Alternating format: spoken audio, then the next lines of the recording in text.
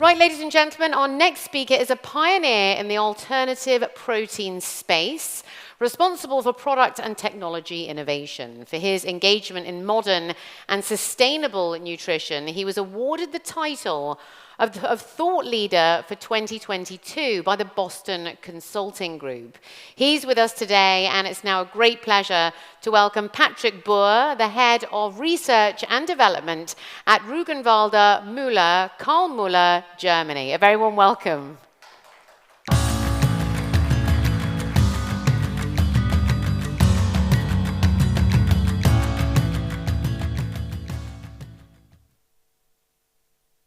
Oh, it's a difficult word to pronounce. Yes, we've heard that food is a long-run game, and so probably I'm the right person to speak to you today, coming out of, we like to call ourselves the oldest startup in Germany.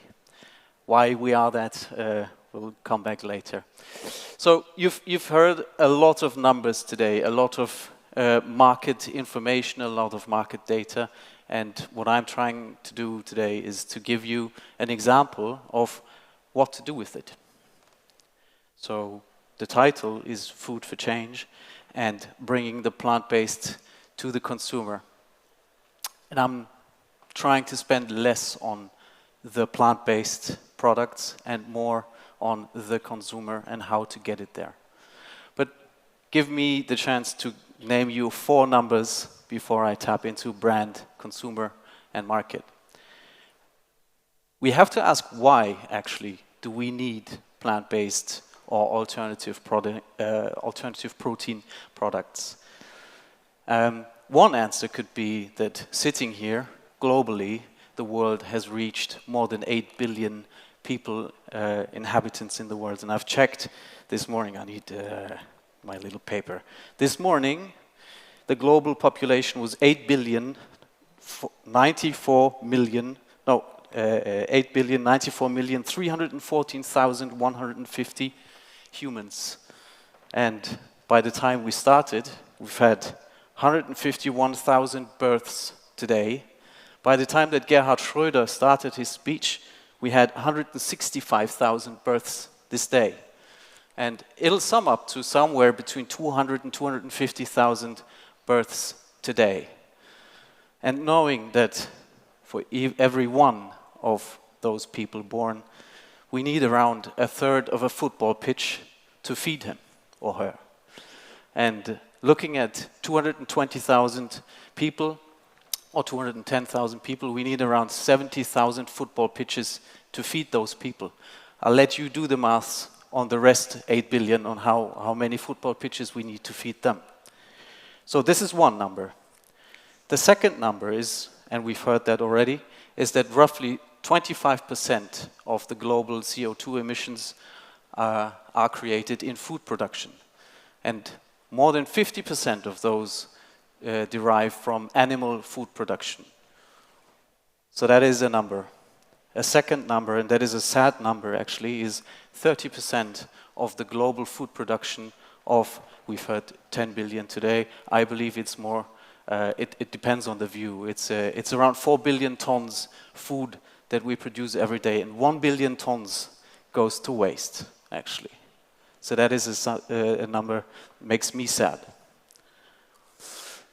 The next number is 75%, because 75% of the land use that we use for food production is to produce meat and milk and eggs.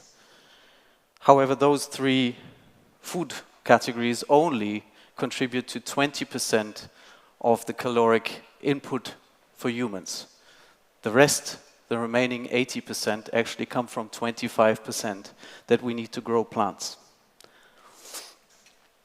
So this is something that made us think there's something broken. We need to change it. And why and how, this is going to be the story that I'm telling you. Who are we actually? I guess that maybe 2% of the people inside this room have heard of Rügenwalder Mühle or can even pronounce it. But who are we? We're a family-run business.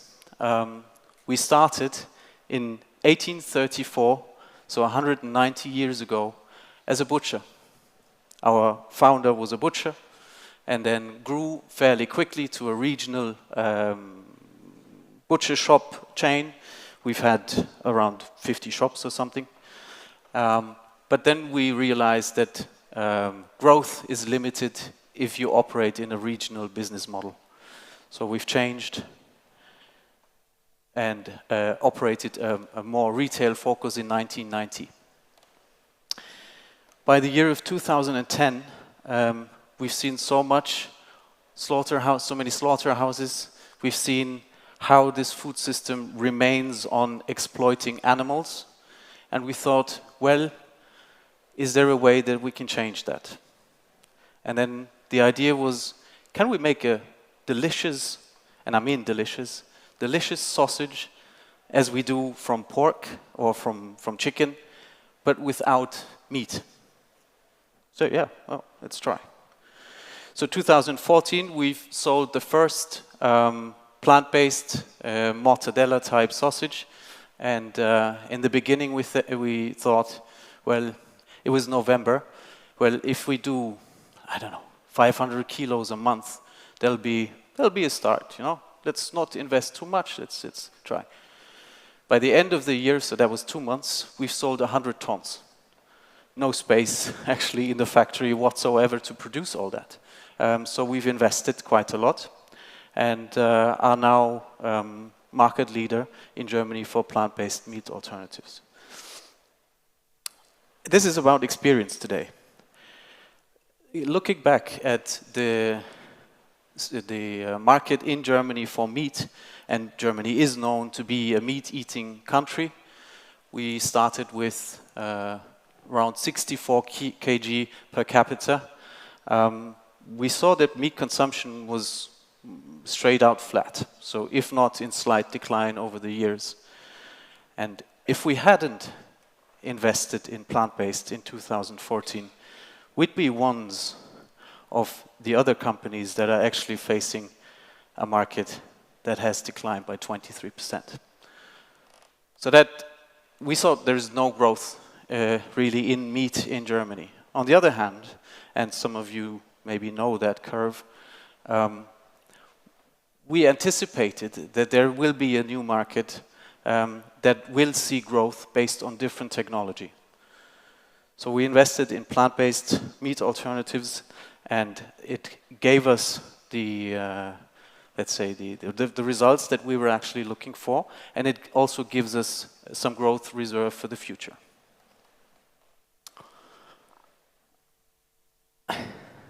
This is one of our signature products, by the way. It's a mortadella-style sausage. We started with this one. By the way, last year we won, again, prize best quality sausage in Germany. And with the decision in 2014 to launch the first plant-based one, we've actually transformed the whole company. Because today, after 10 years, we're making 60% of our revenue coming out of plant-based and only 40% remaining out of meat products. And fun fact is that last year we won a prize for the meat product, and this year we've delisted it. Why? To make more space in our factory for more plant-based products. So again, why are we successful in what we do? And as a tech person, probably you'd expect formulations and raw materials and processes.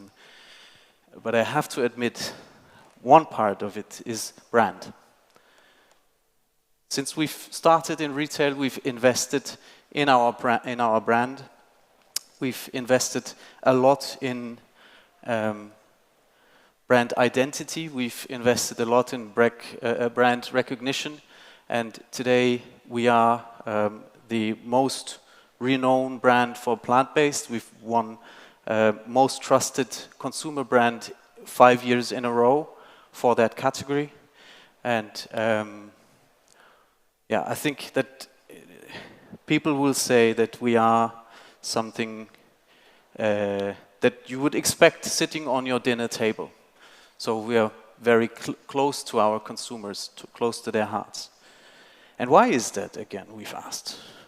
Looking at what are the others doing? And I know that Beyond and Impossible are also operating, for example, here in the UAE, which we are not yet. And looking at all the other brands that we have also in Germany, if there is a brand coming out of a corporate, say Garden Gourmet coming from Nestle, or the Vegetarian Butcher out of Unilever, is what they do is they separate their business units completely, not giving the chance to understand that behind the plant-based product there's actually a meat factory. Now, most of the producers of plant-based products are remodeled meat factories because technology is the same. So we didn't do it. Maybe we made a marketing mistake because every expert would have said you have to create a new brand. You have to make it green. It has to be called, I don't know, tech something. But we said, nah. We have a tradition. There is a red mill. We are Rügenwalder Mühle. People know us for our great tasting sausages coming from animals.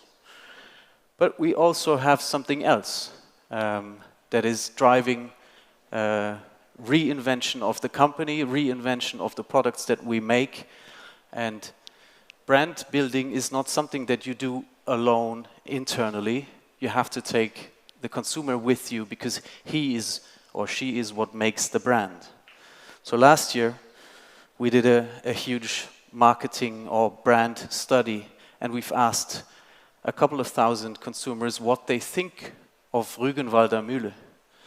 And one of the answers, and we really couldn't come up with a better analogy, was a lady. She said, Rügenwalder Mühle, that's to me the farmer who's driving a Tesla. And that is, for us, totally the heart of our brand. There's tradition, there is responsibility, there is agriculture, but there's also innovation. And there's also bringing something new and making it appealable to consumers. So that is something that we really like to show. But how did we get there? And sorry, it's very simple. Taste. Everybody says, yeah, you have to have products that taste great. Yeah, but you have to have products that taste great. Yeah, and a fun task for the next break. Please find a German out there and ask him, what is Rügenwalder Teewurst? And then in the end of the day, I'll be very curious to understand what came around. So we've taken recipes from 1834 or somewhere along the way, and we've kept the greatness of it. We've kept the craving of it. We've kept the emotion in there. We've just added a bit more stainless steel and a bit more automation and and made new products. But it has to taste great. If it's not that, it will not succeed. Second, sustainability matters. And I'm not talking about greenwashing, or not talking about showing some numbers on how plant-based will help to make the food system more whole. You have to actually do something. So when we started, there was no textbook or no university courses on showing how plant-based meat is made. We had to find out ourselves, and we relied on suppliers a lot. And to find the right protein that performs right, has the right color, the right taste, right protein content, right functionality, we started with soy because it's fairly widely available, it's fairly well understood, and we started with US soy. And then we've asked, well, we're making this out of sustainability reasons, and how sustainable can it be if we import tons of soy from the US to Germany to make plant-based sausages out of it? So we became farmers. Not knowing how to do it, but we've just started. And today, around 50% of our soy is already grown in Germany on our fields. And to put the money where the mouth is, by next year, we will not be importing 1 single kilogram of protein outside of Europe. Number 3 is being inclusive. And being inclusive means actually is being there for everyone. We never tried to make products for vegetarians or for vegans. We've always looked at mass market. Sustainability only becomes a scale if you open it up for the mass market. If you do elitist products, niche products, for a very tiny target group, the impact is none. And looking at how many potential customers, if you were to do vegetarian products, is very little, because only 10% in Germany call themselves vegetarians. Even a lot less, namely 2%, are vegans. If we were to make products only for this group, we'd not be selling a lot. However, the idea is to go directly into the heart of every lunch or evening dinner table. So we're making products that German people love and love to eat, consume as a family, and enjoy great taste. Number 5 is be innovative. Do not stop. Do not stop. Our history is reinventing the company a couple of times, and we think that between 1834 and 2014 we've done a tremendous job in reinventing the company, opening up new business opportunities, becoming a market leader, pioneering a technology.